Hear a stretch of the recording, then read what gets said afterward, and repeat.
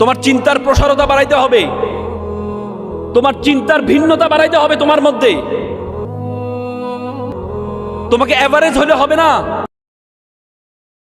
চিন্তাবিদ ব্ল্যাক বলেছেন প্রত্যেকটা মানুষ প্রতিদিন 70 থেকে 80,000 বার চিন্তা করে। সে চিন্তার মধ্যে 90% চিন্তা হচ্ছে নেগেটিভ। তোমাকে পজিটিভ চিন্তা করতে হবে, তোমাকে চিন্তার প্রসারতা বাড়াইতে হবে। যদি তুমি চিন্তার দিক থেকে নিচু পড়ে যাও তাহলে আলটিমেটলি তুমি আগাইতে পারবা না। 3 ধরনের শিক্ষার্থী আছে আমাদের সমাজে।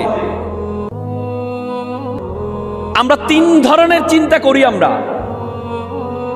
কিছু আছে প্রিজনাল মেন্টালিটি, মানে কারাগার চিন্তা, জেলের চিন্তা ভাবনা। কিছু আছে টুরিস্ট মেন্টালিটি, আর কিছু আছে প্যাশনেট মেন্টালিটি। প্রিজনাল মেন্টালিটি কেমন? ধরো তোমার মা বাপ বলছে তোমাকে ডাক্তার হইতে হবে, তুমি বলবা ঠিক আছে আমি ডাক্তার হব, মানে জেলের মতো করে বাধ্য করে। চোরকে বলে চোর তুমি এত মায়ের কিভাবে খাও? চোর বলে বেদে মারলে সবাই খেতে পারে।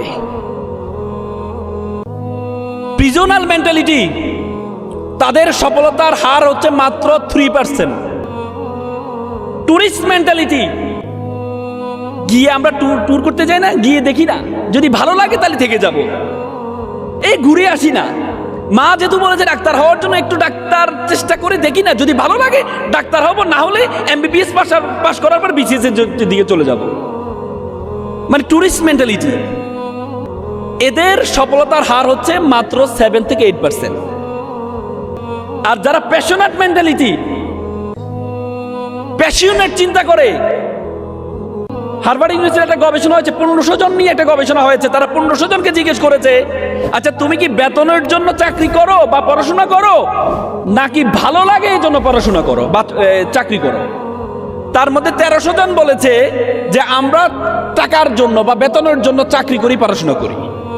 আর 200 জন বলেছে আমার ভালো লাগে তাই আমি চাকরি করি, পড়াশোনা করি।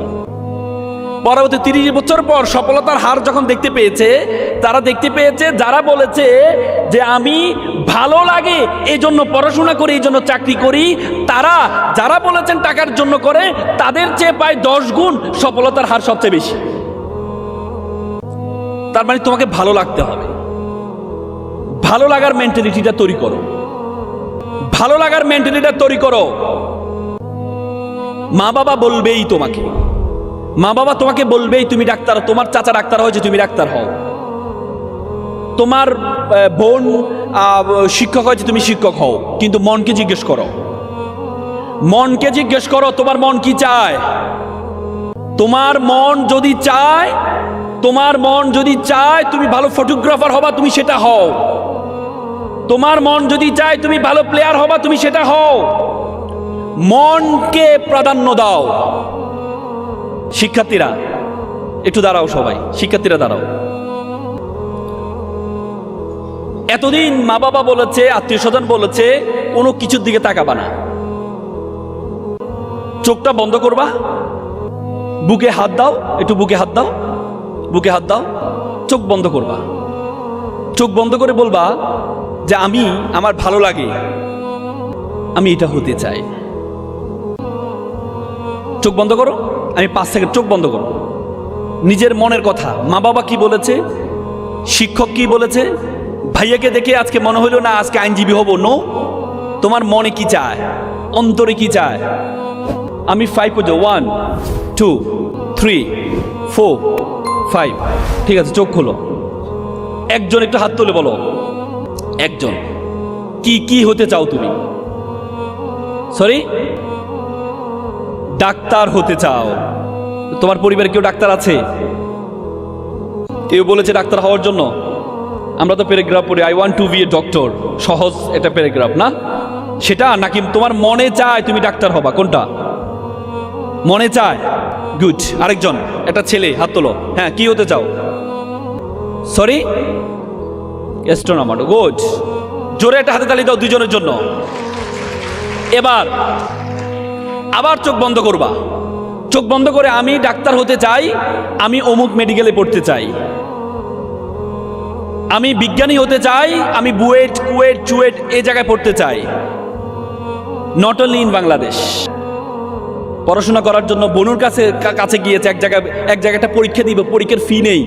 বোন তার বালাগুলো খুলে দিয়েছিল, যাও বালাগুলো বিক্রি করে তুমি যাই এই অ্যাডমিশন, এই ভর্তি হও, এই পরীক্ষাটা দাও। ফার্স্ট হয়েছিলেন সেদিন। পুরস্কারের জন্য যখন প্রেসিডেন্ট পুরস্কার পাবেন ডাকা হয়েছে, তুমি কি চাও? সে বলে যে আমি 2টা বালা চাই। বলে যে বালা দিয়ে কি করবা? বলে যে আমি আমার বোনের হাতে পরিয়ে দিব। It's a dream, it's a dream. এটাই স্বপ্ন। মনে রাখবা, মানুষের স্বপ্নের আয়তন যত বড়, মানুষ তত বড়। তোমার স্বপ্নের আয়তন আমাদের এই ভারতীয় উপমহাদেশে এবং আমাদের বাংলাদেশে আমাদের স্বপ্ন সবচেয়ে ছোট। ব্রিটিশরা আমাদের মাথায় 200 বছর ঢুকিয়ে দিয়েছে। ব্রিটিশরা আমাকে বলেছে ছেঁড়া কাঁথায় শুয়ে লাখ টাকার স্বপ্ন দেখবা না। আমাদেরকে শেখানো হয় কেরানি পদে চাকরির জন্য আবেদন, আমাদেরকে শেখানো হয় না এমডি পদে চাকরির জন্য আবেদন, আমাদেরকে শেখানো হয় না সিইও পদে চাকরির জন্য আবেদন। অথচ পৃথিবীতে 17-18 বছরের ছেলে এখন একটা কোম্পানির এমডি হচ্ছে, সিইও হচ্ছে, কিন্তু আমরা সে স্বপ্ন দেখতে পারি না। কারণ ব্রিটিশরা আমাদের মাথার মধ্যে ঢুকিয়ে দিয়েছে ফকির থাকো, ফকির থাকো, গরিব থাকো, গরিব থাকো, চাকরি করো, চাকরি করো। নো, ওয়ারেন বাফেট বলেছে চাকরি হচ্ছে একটা বিষ, যে বিষ দিয়ে তোমার স্বপ্নকে হত্যা করা হয়, যে বিষ দিয়ে তোমার স্বপ্নকে হত্যা করা হয়। এই জন্য বড় কিছু চিন্তা করবা, পারবা তো, পারবা তো। তৃতীয় যে টি এর কথা বললাম সেটা হচ্ছে টাইম, সময়। পৃথিবীতে আল্লাহর যত নিয়ামত আছে সবচেয়ে বড় নিয়ামত হচ্ছে সময়। অতএব এই সময়কে আমরা সবচেয়ে বেশি তুচ্ছ তাচ্ছিল্য করি। প্রতিদিন একটা মানুষ 84,600 মিনিট সময় পায়, সেকেন্ড সময় পায় প্রতিদিন। অথচ আমরা সবচেয়ে বেশি তুচ্ছ তাচ্ছিল্য করি এই সময়কে। আল্লাহর ওয়াস্তে সময়কে তুচ্ছ তাচ্ছিল্য করবা না। আল্লাহ তাআলা কোনো কিছু এমফেসাইজ করেছেন, আল্লাহ তাআলা সেটা কসম গিয়েছেন। আল্লাহ বলছে ওয়াল আস, সময়ের কসম। কোনো কিছু গুরুত্ব আরোপ করেছেন, সেটাকে কসম খেয়েছেন। তোমরা নাম শুনেছ পৃথিবীর সবচেয়ে দৌড় প্রতিযোগিতা ফার্স্ট হওয়া ব্যক্তি কে? কে? Usain Bolt. কত সেকেন্ড? কত সেকেন্ড? 9.10 মিলি সেকেন্ডে 100 মিটার দৌড় দিয়েছে। আজকে পৃথিবীর ইতিহাস পরিবর্তন করে দিয়েছে। জ্যামাইকা এমন একটা রাষ্ট্র আছে আমরা জানি না, কিন্তু উসাইন বোল্ট বলতে একটা ব্যক্তি আছে সেটা আমরা জানি। একটা ব্যক্তির কারণে একটা দেশ পরিচিত হয়েছে। উসাইন বোল্টকে জিজ্ঞেস করা হয়েছে, সে বলছে আমি আমার এই সময়ের পিছনে অনেক সময় ব্যয় করেছি, অনেক সময় ব্যয় করেছি। আমি আমার সবচেয়ে প্রিয় গার্লফ্রেন্ডকে আমি ছেড়ে দিয়েছিলাম। কেন ছেড়ে দিয়েছিলাম? সে বলছে আমি প্রথম প্রতিযোগিতা অংশগ্রহণের আগে গার্লফ্রেন্ডকে ডাকছি, ডেকে বলছি তোমাকে আমি ছাড়তে চাই। বলছে কেন? বলছে তোমার কারণে আমি মনোযোগ দিতে পারছি না। কারণ আপনারা জানেন আমরা মদ খাইলে আমাদের মাথার যে ডোপামিন আছে প্রায় 200 হয় মদ খেলে। এজন্য মাকে বউ ডাকে, বউকে মা ডাকে। বিজ্ঞান বলে যদি কেউ প্রেমে পড়ে তার ডোপামিনের পরিমাণ হয় 300-এর উপরে। বুঝেন? 200 হলে মাকে বউ ডাকে, বউকে মা ডাকে। 300 হলে আপনার মাথার মধ্যে কি শুরু হয়? ঘূর্ণিঝড় হয়। এই ঘূর্ণিঝড় দিয়ে আপনার পড়াশোনা হবে? পড়াশোনা হবে? হবে না। আল্লাহর রাস্তায় এগুলো ছেড়ে দাও, আল্লাহর রাস্তায় এগুলো ছেড়ে দাও। আমার মনে আছে 2014 সালে আমি ইন্দোরে, ভারতের ইন্দোরে একটা সাউথ এশিয়ান ডিবেট কমিশনে অংশগ্রহণ করার জন্য গিয়েছিলাম। যাওয়ার পথে আমি মুম্বাইতে একটু ট্রানজিট ছিল, মুম্বাইতে নামলাম। সেখানে একটা চিড়িয়াখানা আছে, দারউইন চিড়িয়াখানা। যে চিড়িয়াখানা আর ঢুকার সময় দেখলাম 3টা মূর্তি আছে। একটা মূর্তি 2 চোখে হাত, একটা মূর্তি 2 কানে হাত, একটা মূর্তি মুখে 2 হাত। তা আমি হিন্দি ভাষা লেখা আছে, আমি বুঝতে পারলাম। আমি জিজ্ঞেস করি এখানে কি লেখা আছে? তারা বললো কানে 2 হাত মানে আমি খারাপ কিছু শুনবো না, মুখে 2 হাত মানে আমি খারাপ কিছু বলবো না, আর চোখে 2 হাত মানে আমি খারাপ কিছু দেখবো না। সেখানে দেখলাম বানর ধরার প্রক্রিয়া দেখা যাচ্ছে। একটা খাঁচার মধ্যে কিছু বাদাম রাখা হয়েছে, ছোট্ট একটা ছিদ্র রাখা হয়েছে। বানর আবার বাদাম পছন্দ করে, সে বাদামটা নেওয়ার জন্য ভিতরে যখন হাতটা নেয় তখন তার হাতটা বড় হয়ে যায়। সে হাতটা বের করতে পারে না। সে চাইলে এখান থেকে বের হতে পারে, কিভাবে জানো? কারণ বাদামটা ছেড়ে দিলে, কিন্তু সে বাদামের লালসা ছাড়ে না, পরবর্তী সে বন্দী হয়ে যায়। তোমাদের জীবনে অনেক বাদাম আছে, তোমাদের জীবনে অনেক বাদাম আছে। Adda is a one kinds of badam, Facebook is a one kinds of badam, prem is a one kinds of badam. এই বাদামের লালসা যদি তোমরা সার্টিটা না ছাড়তে পারো, তোমরা বানানোর মধ্যে খাতার মধ্যে বন্দী হয়ে যাবা। এপিজে আব্দুল কালাম বলেছে প্রজাপতির পিছনে ঘুরিও না, ফুলের চাষ করো, প্রজাপতি তোমার পিছনে ঘুরবে। সে ফুলের চাষ, কেরিয়ারের চাষটা করো তোমরা। সে কেরিয়ারের চাষটা তোমরা করো, দেখবা সবকিছু তোমার পিছনে ঘুরছে। আল্লাহর ওয়াস্তে কেরিয়ারটা করো, মন খারাপ করবেন, চেহারা খারাপ, মন খারাপ করবেন। তোমাদের বলছি, you are a global citizen, you have to think beyond Bangladeshi border. পৃথিবীটাকে এখন বিশ্বগ্রামে পরিণত হয়েছে। এখন তুমি বাংলাদেশে বসে বাংলাদেশের নাগরিক বললে এটা ভুল হবে, তোমাকে বলতে হবে you are a global citizen, তুমি বিশ্ব নাগরিক। এখন বর্তমান বিশ্বের ছোট দেশ বড় দেশ বলতে কোনো কথা নেই। এখন বর্তমান বিশ্বের ছোট দেশ বড় দেশ বলতে কোনো কথা নেই। ওদিন একজন কওমি আলেমদের একটা প্রোগ্রামে গিয়েছিলাম, একটা কওমি আলেমের সাথে আমার কথা হয়, তারা ইংরেজি শিখায়। তা আমি বললাম, বলছে স্যার আপনি জানেন আমরা এক সময় আমরা কোরআন পড়াইতাম 1 থেকে 1,500 টাকা পেতাম, আর আমরা এখন ইংরেজি শিখার কারণে আমেরিকা থেকে বসে আমাদের কাছে কোরআন শিখে প্রায় $1,000 আমাদেরকে মান্থলি টাকা পেমেন্ট দেয়। আমেরিকা কানাডা বসে আজকে তুমি ইংরেজি জানো, তুমি কোরআন শিখাচ্ছ, তুমি হাফেজে কোরআন শিখাচ্ছ, যেটা মাত্র 1,000 টাকা পাইতে আর এখন $1,000 পাওয়া যায়। তার মানে এখন পৃথিবীটা বিশ্বগ্রাম, তুমি কোন দেশের বসবাস করছো এটা ইম্পর্টেন্ট নয়। আজকে পৃথিবীর সবচেয়ে বড় রাষ্ট্র, পৃথিবীর সবচেয়ে শক্তিমানী রাষ্ট্র আমেরিকা, পৃথিবীর প্রযুক্তির দিক থেকে সবচেয়ে বড় রাষ্ট্র মাত্র একটা মিডল ইস্টের একটা রাষ্ট্র ইরান। নাকানি চুবানি খাওয়াচ্ছে না। এখন বড় রাষ্ট্র ছোট রাষ্ট্র কোনো কথা আছে না। যোগ্যতা অর্জন করো, যেখানে আছো সেখান থেকে তুমি যোগ্যতা অর্জন করো। তুমি যে যোগ্যতা অর্জন করতে পারো, তুমি শুধু এখন ঢাকা বিশ্ববিদ্যালয়ের স্বপ্ন দেখবা না, তুমি এখন হার্ভার্ড স্বপ্ন দেখবা, তুমি অক্সফোর্ড স্বপ্ন দেখবা, MIT স্বপ্ন দেখবা তুমি এখন। তো সুতরাং চোখ বন্ধ করো, আবার চোখ বন্ধ করো, বুকে হাত দাও যে আমি ডাক্তার হতে চাই, আমি অমুক মেডিকেলে ভর্তি হতে চাই, আমি বিজ্ঞানী হতে চাই, আমি অমুক জায়গায় পড়তে চাই, আমি আইনজীবী হতে চাই, আমি অমুক বিশ্ববিদ্যালয়ে পড়তে চাই। 1 2 3 4 5 ওকে, চোখ খোলো। জি, তুমি বলো কি, তুমি কোথায় পড়তে চাও? MIT। ডক্টর, হ্যাঁ ঢাকা মেডিকেল। জোরে একটা হাতে তালি দাও তাদের জন্য।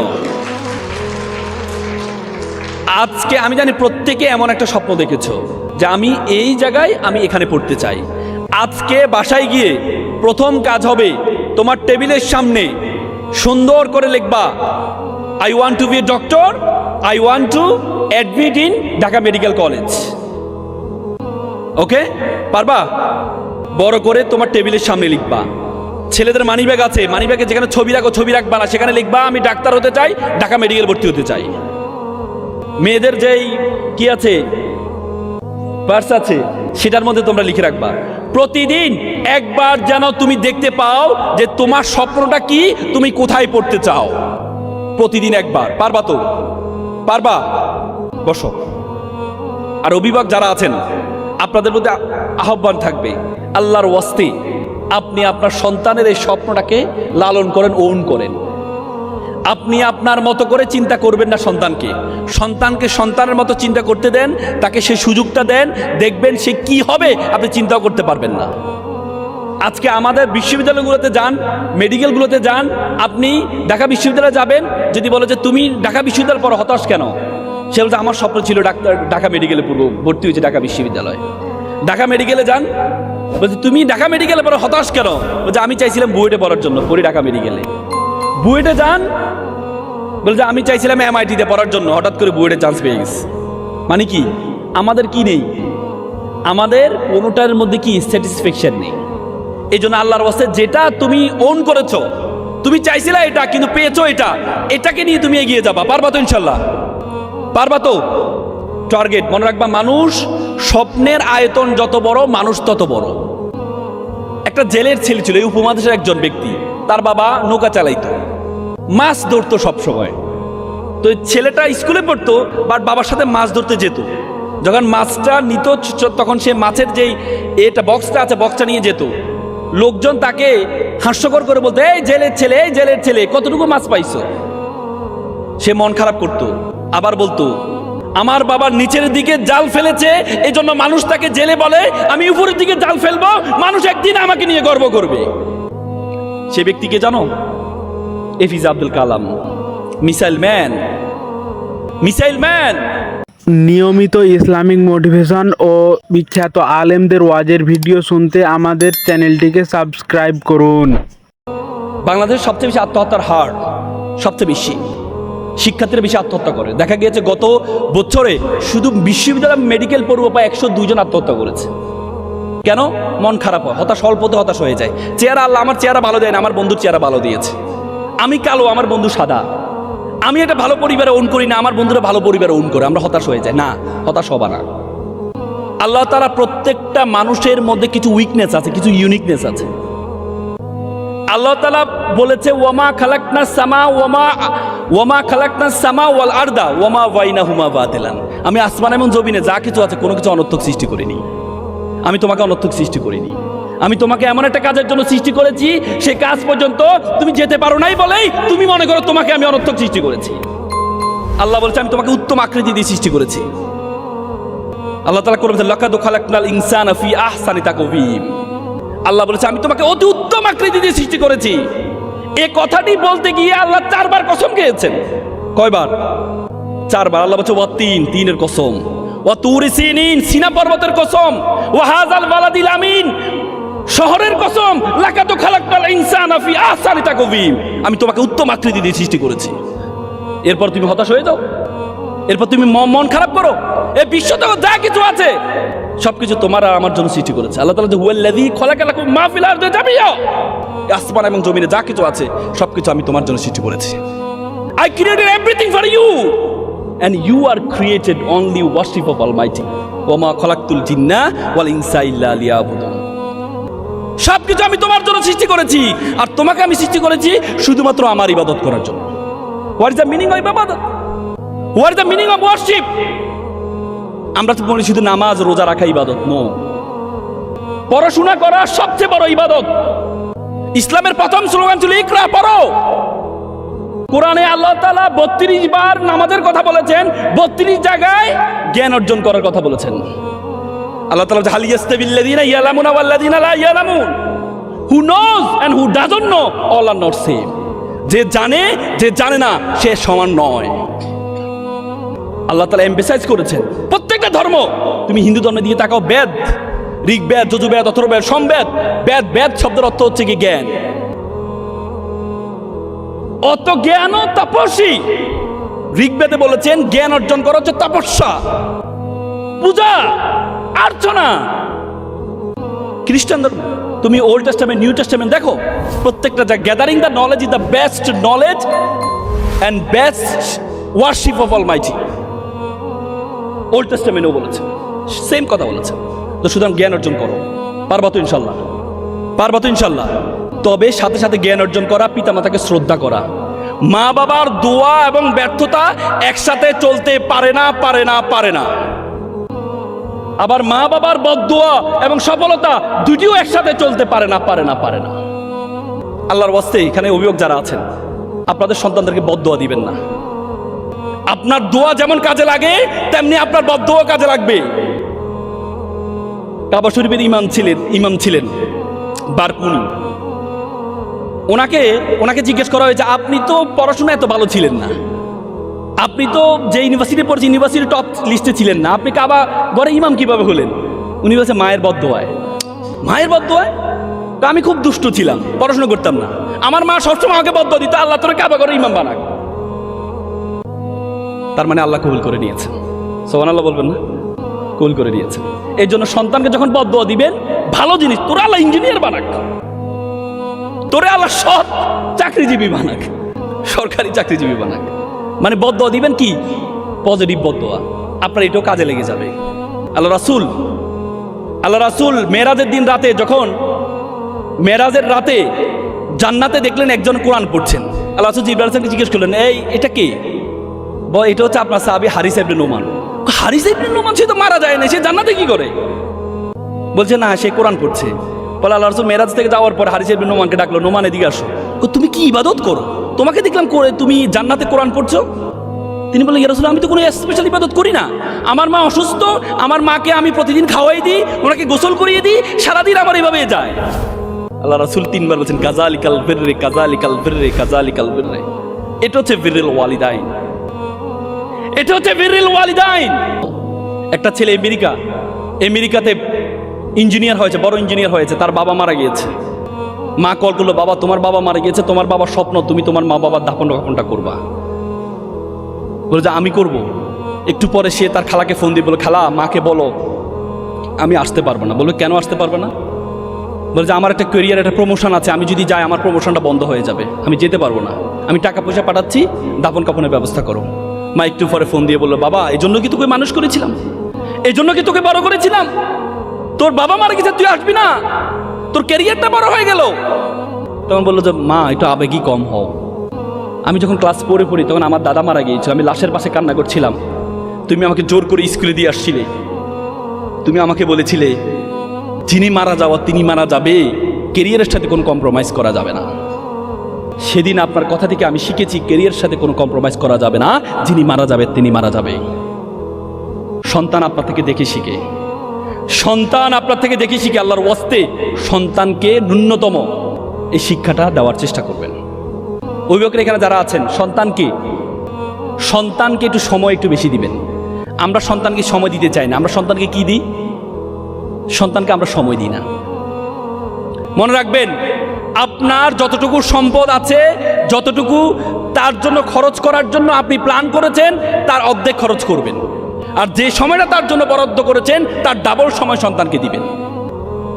পারবেন তো ইনশাআল্লাহ? পারবেন তো?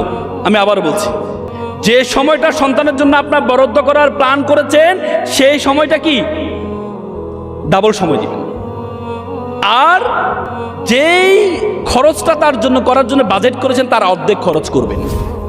আল্লাহর ওয়াস্তে এই মোবাইলটা তাকে দিবেন না, এই যন্ত্রটা তাকে দিবেন না। মন খারাপ হবে, তোমাদের মন খারাপ হবে, কিন্তু এই যন্ত্রটা দিবেন না। প্রতিদিন যদি দিতে হয় আপনার মোবাইলটা দিবেন, প্রতিদিন 40 মিনিটের বেশি সন্তানকে মোবাইল ব্যবহার করতে দিবেন না। আপনি জানেন এই যন্ত্রটা যে ফেসবুক, এই ফেসবুক মনোবিজ্ঞানীদের পিছনে প্রতি মাসে লক্ষ লক্ষ ডলার খরচ করে শুধুমাত্র মানুষের মনোযোগকে এটার মধ্যে ধরে রাখার জন্য। দেখবেন আপনি একটা ভিডিও দেখছেন, ভিডিও দেখার পর সেম আপনার মানসিকতা আরেকটা ভিডিও আপনাকে সাজেস্ট করবে। আর বুড়ো আঙ্গুল তো কষ্টই হয় না, এভাবে করতে কষ্ট হয়? হবে না। কখন যে আপনার ঘন্টা ঘন্টা চলে যাবে আপনি বুঝতে পারবেন না, কারণ তারা প্রচুর টাকা খরচ করে শুধুমাত্র আপনার মনোযোগ এটার মধ্যে রাখার জন্য। এই জন্য ফেসবুকের লোগো দেখছেন এভাবে, কেউ যদি ফেসবুক ব্যবহার করতে থাকে তার মাথা নিচের দিকে চলে যাবে, এভাবে থাকবে, সে উপরের দিকে আর উঠতে পারবে না। এই জন্য আল্লাহর ওয়াস্তে সোশ্যাল মিডিয়া থেকে সন্তানকে ন্যূনতম সময়ের জন্য, তোমাদের সময় আসবে শিক্ষার্থীরা, তোমাদের সময় আসবে। আমার মনে আছে আমি ফেসবুক অ্যাকাউন্ট খুলেছি ঢাকা বিশ্ববিদ্যালয় ভর্তি হওয়ার পরে, ফেসবুক অ্যাকাউন্ট খুলেছিলাম। তার মানে কি আমি যদি পরে খুলেছি এই জন্য আমার অবস্থা খুবই খারাপ? আমার 2 মিলিয়ন আমার ফলোয়ার আছে আমার ফেসবুক পেজ এবং আইডিতে। তো তোমরা যদি ভাবতে পারো পরে খুলছে এই জন্য অবস্থা খারাপ, না, তুমি সফল হও। মনে রাখবা, পৃথিবীটা সফলতার পিছনে দৌড়ায়। তোমার মা বাবা বলা হয় সবচেয়ে নিঃস্বার্থ মানুষ, সেই মা বাবাও সবসময় সফল সন্তানের পিছনে যায়। দেখবে একটা সন্তান সফল হয়েছে, আরেকটা সন্তান ব্যর্থ হয়েছে, বড় মাছের মাথাটা সফল সন্তানকে দিবে, কারণ পৃথিবীটা সফলের পিছনে দৌড়ায়। তুমি যদি সফল হও পুরো পৃথিবী তোমার সাথে অ্যাডজাস্ট করবে, আর তুমি যদি ব্যর্থ হও পুরো পৃথিবীর সাথে তোমাকে অ্যাডজাস্ট করতে হবে। সিংহাসন খোঁজো, চেয়ার খোঁজো, দরকার নেই। সিংহ হও, যেখানে বসবা সেটাই সিংহাসনে পরিণত হবে। ব্যর্থ হইও না। ফুটবলকে লাথি মারে কেন জানো? কেউ বলতে পারো ফুটবলকে কেন লাথি মারে? কেউ একজন বলবা যে ফুটবলকে আমরা লাথি মারি কেন? আচ্ছা, আমাদের জাতীয় খেলা কি বলো? কি? হাডুডু সংস্কৃতি আর আমাদের জাতীয় সংস্কৃতির মধ্যে মিল আছে। একজন আগালে 5 জন ধরে রাখি, একজন আগালে আর আরেকজনকে আবার 5 জন দাঁড়াই থাকলে একজনকে খোঁচা মারে, হা ডু ডু ডু ডু। মানে আমাদের সমাজের সংস্কৃতি, এই জন্য আমাদের জাতীয় খেলা হাডুডু। আর জার্মানের জাতীয় খেলা ফুটবলকে লাথি মারে কেন জানো? ফুটবল ফাঁপা, ভিতরে ফাঁপা, খালি। পাথরকে লাথি মারতে দেখছো কখনো? পাথরকে না, পাথরকে কেউ লাথি মারে না, ফুটবলকে লাথি মারে, কারণ ফুটবল হচ্ছে ফাঁপা। তুমি ফাঁপা থাকবা, তুমি ব্যর্থ হইবা, আসতে যাইতে মানুষ তোমাকে লাথি মারবে, কিচ্ছু লাগবে না। জান্নাত পীরের কাছে খোঁজা দরকার নাই, জান্নাত বাইরে মানুষের কাছে খোঁজা দরকার নাই, জান্নাত তোমার ঘরে আছে। জান্নাত তোমার বিসিএস পরীক্ষায় একবার প্রশ্ন করা হয়েছিল, আচ্ছা তোমার চোখ বেঁধে দেওয়া হবে প্রতিদিন রাতে, প্রতিদিন একজন মহিলা খাবার দিয়ে যাবে, তুমি কিভাবে বের করবা কোনটা তোমার মা? তখন সে একটু পরে বললো, স্যার আমি বের করতে পারবো। বলে কিভাবে? বললো, আমি প্রতিদিন যে আমাকে রুটি দিয়ে যাবে, আমি তাকে বললো অর্ধেক রুটি দেন, যেদিন আমার প্লেটে পুরো রুটিটা পাবো সেদিন মনে করব সেটাই আমার মা, সেটাই আমার মা। সে মাকে আমরা অবহেলা করি, সে বাবাকে আমরা অবহেলা করি। একটা ছেলে, মা রান্না করছিল, হঠাৎ করে একটা চিরকুট নিয়ে আসলো, মা প্রতিদিন তুমি আমাকে রান্না করার সময় কাজ দাও, এটার জন্য 100 টাকা বিল। প্রতিদিন তুমি আমাকে বাজারে পাঠাও, এটার জন্য 100 টাকা বিল। প্রতিদিন তুমি আমাকে পানি আনতে বলো, এটার জন্য 100 টাকা বিল। এভাবে করে 1000 টাকার একটা বিল ধরিয়ে দিলেন, মায়ের হাতে একটা চিরকুট ধরিয়ে দিলেন। মা এটা দেখে চোখে পানি চলে আসলো, আমার সর্দার প্রতিদান চায়। বলে যে বাবা এক কাজ করো, তোমার জন্য একটু নুডলস রান্না করছি, নুডলসটা খাও আর তোমার বিলটা আমি নিয়ে আসছি। মা যে কাগজের বিলের বিপরীতে লিখেছে, বাবা বাবা 10 মাস 10 দিন তোকে পেটে নিয়েছিলাম, বাবা 10 মাস 10 দিন পেটে নিয়েছিলাম, ডানে কাত হতে পারতাম না, আমার সন্তান কখন ব্যথা পায়, বামে কাত হতে পারতাম না, আমার সন্তান কখন ব্যথা পায়, সেটার জন্য 0 টাকা বিল। বাবা তুই লাথি মারতি আমি খুব ব্যথা পেতাম, তুই যখন লাথি মারতি আমি খুব ব্যথা পেতাম, কিন্তু যখন দেখতাম 1 দিন 2 দিন আমার সন্তান আমাকে লাথি মারছে না, তখন হাহাকার করতাম, আল্লাহ আমার সন্তানের কি হয়েছে, পেটের মধ্যে কি সন্তান বেঁচে আছে? সে লাথির জন্য অপেক্ষা করতাম, কখন সে লাথিটা আমার গায়ে পড়বে, সেটার জন্য 0 টাকা বিল। তুই জন্মগ্রহণ করার পরে প্রায় 2 বছর টানা 6 মাস আমি ঘুমাতে পারি নাই, সেটার জন্য 0 টাকা বিল। একদিন পিঠা বানাচ্ছিলাম পরিবারের সকলের জন্য, তোর জন্য সবচেয়ে ভালো পিঠাটা খাওয়াইছিলাম তোকে, সর্বশেষ পিঠার যে অংশ, পুরো অংশটা আমি খাবো, সারাদিন খাইনি, এটা খাবো, এমন সময় তুই দৌড়িয়ে এসে আমার রুমে ঢুকলি, ঢুকে বলছে, মা এটাকে অন্য পিঠা, এটাকে অন্য কোনো পিঠা, তুমি তো আমাকে এই পিঠাটা দাওনি, আমি এই পিঠাটা খাবো। তোর চেহারার দিকে তাকিয়ে আমি আর অন্যদিকে তাকাইলি, তোর চেহারার দিকে তাকিয়ে আমি অন্যদিকে তাকাইলি, তোকে আমি পিঠাটা দিয়ে দিয়েছিলাম, তুই যখন খাচ্ছিলি তখন আমার চোখের পানি বের হচ্ছিল আর মনে তৃপ্তি পাচ্ছিলাম, পেটের খিদা ভুলে গিয়েছিলাম। এটার জন্য 0 টাকা বিল। সন্তান যখন বিলটা পেল, সন্তান দিনে নিজেকে আর ধরে রাখতে পারে নাই। মেডিকেল সায়েন্স বলে একটা মানুষ সর্বোচ্চ ব্যথা সহ্য করতে পারে 45 ইউনিট, তার চেয়ে বেশি হলে সে হয়তো বেহুশ হয়ে যায়, না হলে মারা যায়। একটা মা যখন সন্তান প্রসব করে তার ব্যথার ইউনিট 55, বলে 30টি হাড় একসাথে ভাঙলে যেমন ব্যথা পায় তার চেয়ে বেশি ব্যথা পায় মা। সে মাকে আমরা বৃদ্ধাশ্রমে রেখে আসি, সে বাবাকে আমরা বৃদ্ধাশ্রমে রেখে আসি। ওয়ালা তাকুল্লাহুমা উফি ওয়ালা তানহারহুমা ওয়া কুল্লাহুমা কাউলান কারীম। আল্লাহ তাআলা কোরআনে বলেছে, উফ শব্দটি পর্যন্ত ব্যবহার করো না মায়ের সাথে, উফ শব্দটি পর্যন্ত ব্যবহার করো না। প্রত্যেকটা ধর্ম অত সৈন্য হোক কিলু কাম্বুরূপ রোহিত কপতগিনী নির্বিষ্টাহ দলভাগ পিঙ্গ কদলি কুঞ্জ প্রমদ বানরা, প্রত্যেকটা ধর্ম এমফেসাইজ করেছেন। তো সুতরাং এখানে যারা মা বাবা আছেন এবং অভিভাবকরা যারা আছেন, আপনি আপনার শ্বশুর শাশুড়ি আপনার মা বাপকে সেভাবে সম্মান করবেন। সন্তান দেখে শিখে, লার্ন ইন বিহেভিয়ার। সন্তান দেখে শিখে, সন্তান আপনার থেকে দেখে শিখবে। সন্তান যখন দেখবে পরিবার মানে আপনি, আপনার সন্তান, আপনার শ্বশুর শাশুড়ির পরিবার, সন্তান যখন বড় হবে সন্তানও মনে করবে আমি, আমার সন্তান, আমার শ্বশুর শাশুড়ি আমার মা বাবা পরিবারের অংশ। 3 প্রজন্ম যদি কোনো পরিবারে একসাথে থাকে, পরিবারটা জান্নাতের বাগানে পরিণত হয়। দাদা দাদু, মা বাবা, ছেলে সন্তান, সন্তান সন্ততি একসাথে যদি কোনো পরিবারে থাকে, এই পরিবারটা ফুলের বাগানে পরিণত হয়। পারবেন তো ইনশাল্লাহ? পারবেন তো অভিভাবকরা? এই জন্য আল্লাহর ওয়াস্তে সন্তানরা আপনাদেরকে দেখে শিখবে, সন্তানরা আল্লাহ আপনাদের থেকে দেখে শিখবে, সন্তানদেরকে এই জিনিসটা ন্যূনতম। আর তুমি যদি সফল হও, তোমার প্রত্যেকটা জিনিস বলা হয়, তুমি যদি ব্যর্থ হও তোমার সুটেড বুটেড মানুষের কাছে একটা পরিহাস, আর তুমি যদি সফল হও তাহলে তোমার ছেঁড়া পাঞ্জাবি একটা ইতিহাস। এই জন্য সফলতার কোনো বিকল্প নেই। আল্লাহ তাআলা কোরআনে বলেছে, কাদ আফলাহা মান যাক্কাহা, সফল সে ব্যক্তি যে নিজেকে শুদ্ধ করেছে। ওয়া কাদ খাবা মান দাস্সাহা, ব্যর্থ সে ব্যক্তি যে নিজেকে কলুষিত করেছে। এই জন্য তোমাদের প্রতি আল্লাহর ওয়াস্তে এই ফেসবুক, আমরা ষষ্ঠ বেলা তাকদিরুল আইয়ার উদ্দু হাদিসটা বলি যে তকদির কখনো পরিবর্তন হয় না, কিন্তু হাদিসের পরে আরেকটা অংশ ইল্লা বিদোয়া, দোয়া এবং দাওয়া দিলে তকদির পরিবর্তন হয়। আল্লাহ তাআলা কোরআনে বলেছে, ওয়াল্লাইসাল ইনসানু ইল্লা মা সাআ, মানুষ ততটুকুই পায় যতটুকু সে চেষ্টা করে। তুমি যতটুকু চেষ্টা করো ততটুকু পাবা। আমি সর্বশেষ আমার জীবনের, এটা আমি না বলে পারি না, আমি সব জায়গায় বলার চেষ্টা করি, আমার জীবনকে পরিবর্তন করে দিয়েছে, আমার জীবনকে বাস্তব করে, আমার জীবনকে পরিবর্তন করে দিয়েছে। That time I was a student of university of Dhaka. আমি সূর্য সেনালের ছাত্র ছিলাম। আমি যখন সূর্য সেনালে পড়ি, আমাদের একজন মামা ছিলেন, সারাদিন নাইট ডিউটি দিতেন। একদিন দেখলাম মামা নাইট ডিউটি দিয়ে আবার সকালে পিঠা বিক্রি করছেন। তা আমি বললাম, মামা আপনি সারাদিন নাইট ডিউটি দেন, সরকারি পিঠা বিক্রি, আপনি ঘুমানটা কখন?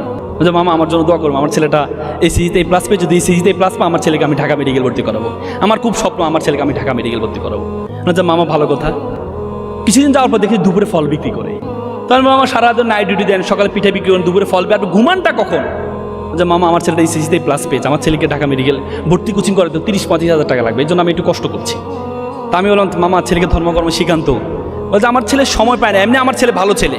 আমি বললাম, তারপরে একটু ধর্মকর্ম শিখাই। পরবর্তী আমি ওনাকে কোচিংয়ে রেটিনায় ভর্তি করে দিলাম, কারণ রেটিনার একটা স্টুডেন্ট ফান্ড আছে যেখান থেকে গরিব স্টুডেন্টদেরকে ওনারা পড়ায়, সেখানে আমি ছাড়ের ব্যবস্থা করে ভর্তি করে দিলাম। কিছুদিন যাওয়ার পর মামা আমার রুমে মিষ্টি নিয়ে আসলো। কি উদ্বেলিত, কি উদ্ভাসিত, কি আনন্দিত, বলছে, মামা আমার ছেলে ঢাকা মেডিকেলে চান্স পেয়েছে।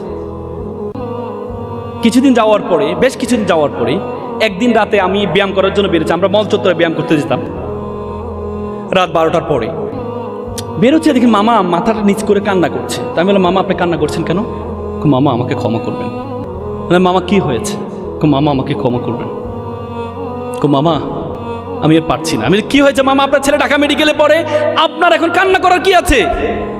বলছে, মামা আমার ছেলেটা ইয়াবা আসক্ত। মামা আমার ছেলেটা ইয়াবা আসক্ত, গতকাল বাসায় এসেছে শোকেজের গ্লাস ভেঙেছে আলমিরা গ্লাসের টাকার জন্য।